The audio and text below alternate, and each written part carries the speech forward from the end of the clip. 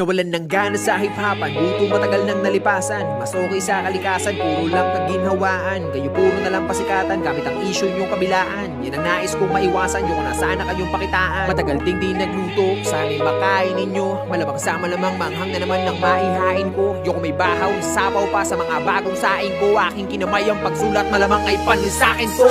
Pili nyo kahit nasigit ang mga mata, sigurado pa rin mas malaki ang kita ko. Pagka-tweak ka bro, masakit ka palang, magaling na ako. Matasintado, walang ding amo, wala El Chapo. Hanggang di man yun na maging magaling na pa rin kayo marating. Pagka mga tira, panihina, puta walang impacto. Hindi na kailangan malasing pa ako, dahil matagal naman nakita bisado. Tumating na panahon na karolex na ako, habang nakasuot pa din sa iyong diskasyo. Kamusta yung tinatago mong inggit? Di makadikit, pamihado ng misyatong talentado, pasensado, palitay ng estado. Isang big na no, mababaw ba? Alam ko, di nyo ako masisisi bro. Bakit? Pag nagmalalim ba ako, masisisid nyo? Binabase ko lang ang mga sulat ko sa mga utak nyo para mamulat ko yung talukap nyo, malaoktal mo, kakatulak mo, kakakulat ko. Tagal ko hindi ginawa to.